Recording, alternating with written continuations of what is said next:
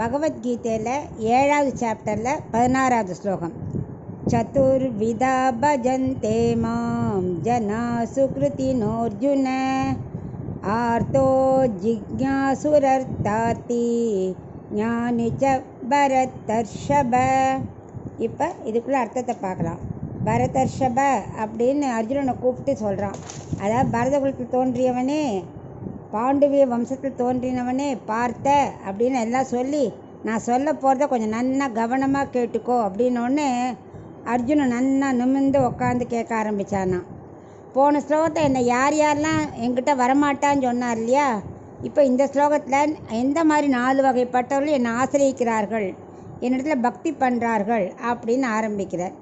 வெளுத்த நிறமும் வெள்ளையாடை அணிந்திருப்பவனும் சத்வகுணத்தை மனதில் தேக்கி வைத்திருக்கும் அர்ஜுன, அவ்வளோ தூரம் அவனுக்கு போடுறான். உன்கிட்ட சத்வகுணம் தான் மேலோங்கி இருக்குது, அதை நீ கவனிச்சுக்கோன்னு அர்த்தம். பாக்கியசாலிகள் என்ன பண்ணுவா, இந்த என்ன ஆசிரியக்கா இல்லையா, நான் அவளை தான் கொண்டாடுவேன். யார் யாருன்னா, தத்துவங்கள் 3 இருக்கு இல்லையா, சித்து அச்சித்து ஈஸ்வரன். இந்த 3ல் எதை விரும்புகிறாளோ அதுக்கேற்ற மாதிரி அவள் என்னை ஆசிரியிக்கிறா அப்படிங்கிறார். அச்சித்துன்னா என்ன, எதை பார்த்தாலும் ஆசை வருது அந்த பொருட்களில். அச்சித்துக்கெல்லாம் ஞானம் கிடையாது இல்லையா, ஸோ அந்த மாதிரி உள்ள பொருட்களை போய் அனுபவிக்கணும்னு தோன்றவா. அப்புறம் சித்துன்னா நல்ல ஞானம் உள்ளவா, நம்ம பகவானை எப்படி பண்ணணும், ஆத்மாவையே அனுபவிக்கணும், நல்ல ஞானம் வரணும் அப்படின்னு நினைக்கிறவா சித்து.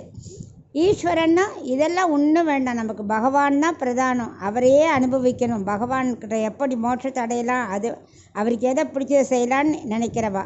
ஸோ இவா எல்லாருமே எனக்கு ரொம்ப என்னை தான் நினச்சி வேண்டிக்கிறாவா, எனக்கு ரொம்ப வேண்டப்பட்டவா தான். ஆனால் அதில் யார் யார் பெஸ்ட்டு அதை முதல்ல நம்ம பார்க்கணும்.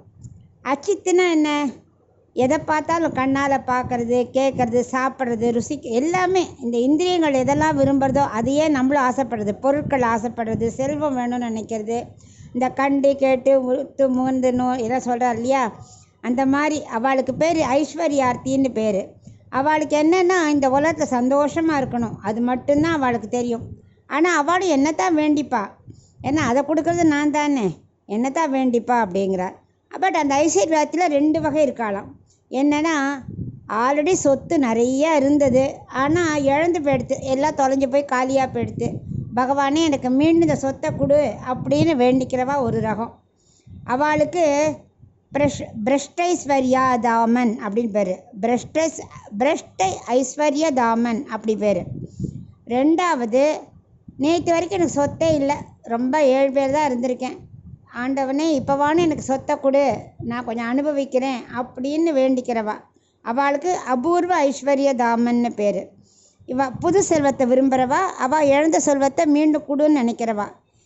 2 பேருமே என்னத்தான் விரும்புவா, என்னத்தான் நாடி வருவா, நானும் அவளுக்கு கொடுப்பேன்.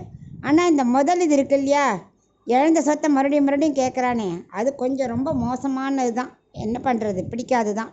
ஆனால் அவளும் என்னத்தான் ப்ரே பண்ணுவா. அடுத்தது இனிமையான இத்தனை வருஷம் கஷ்டப்பட்டாச்சு, கொஞ்சம் அனுபவிக்க சொத்தை கூட அப்படின்னு கேட்குறவா கொஞ்சம் பெட்டர். 3வது யார் சொல்கிறான்னா, ஆத்மாவையே அனுபவிக்கிறவா. கைவல்யார்த்தி சொன்னார் இல்லையா, அவள் என்ன பண்ணுவா, ஆத்மாவையே அனுபவிப்பா. அவள் என்ன பண்ணுவா, ஆத்மானால ஐஸ்வர்யார்த்தி விரும்ப மாட்டா, பகவத் லாபார்த்தி பகவானையும் நினைக்க மாட்டா, ஆத்மஸ்வரூபமாகவே. அவனால் என்ன பண்ணுவா, மோட்சத்துக்கும் போக மாட்டா, திரும்ப பிறக்கவும் மாட்டா, ஆத்மாவே சுற்றி வைகுண்டத்துக்கு வெளியில் இருப்பாள் இல்லையா, அவளுக்கு பேர் கைவல்யார்த்தின்னு பேர். 4வது ரகம் பகவத் லாபார்த்தி, பகவானை அடையணும், நமக்கு மோட்சம் வேணும், அவருக்கு பிடிச்ச செஞ்சு எப்படியான்னு நம்ம அவர்கிட்ட போயிடணும் அப்படின்னு நினைக்கிற முக்தாத்மாக்கள். அவள் பகவத் லாபார்த்தி, அவள் அதையே தான் விரும்புவாள். சப்போஸ் ஐஸ்வர்யார்த்தி இருக்கான், எனக்கு 1 கோடி வேணுங்கிறான், அதுக்காக என்ன வேண்டாமல் போய் பேங்க் வாசலில் நின்னா கிடச்சிருமா, கிடைக்காது. அதனால் அவள் எப்படி நம்மளை தான் என்னத்தான் வேண்டுவா, நான் கொடுப்பேன், நாளைக்கான்னு மாற மாட்டானா, அடுத்த ஜென்மான்னு மாற மாட்டான்னு நான் கொடுத்துருவேன்.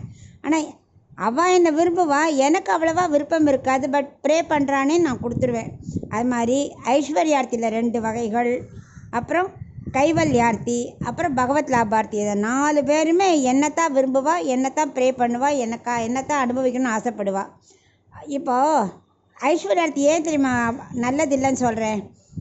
கற்பக விஷமோ இல்லை காமதேனுட்டோ போய் எனக்கு கர்ச்சீஃப் கொடுன்னு யாராவது கேட்பாளா? அது எவ்வளோ முட்டாள்தனம். அந்த மாதிரி பகவான்கிட்ட போய் எனக்கு ஐஸ்வர்யத்தை கொடுன்னு கேட்குறது. பகவான்கிட்ட என்ன கேட்கணும்? எனக்கு உன் திருவடியை கொடுன்னு கேட்கணும். அது இல்லாமல் எனக்கு சொத்தை கொடு, எனக்கு இதை சுகத்தை கொடு தான். அது காமதேனோட்ட கர்ச்சீஃப் கேட்குற மாதிரியாம். அதனால் நம்ம மெயினாக விரும்ப வேண்டியது பகவத் லாபார்த்தி. ஆனால் இந்த 4 பேர் என்னத்தான் ஆசிரியப்பா அப்படின்னு இந்த ஸ்லோகத்தை சொல்கிறேன்.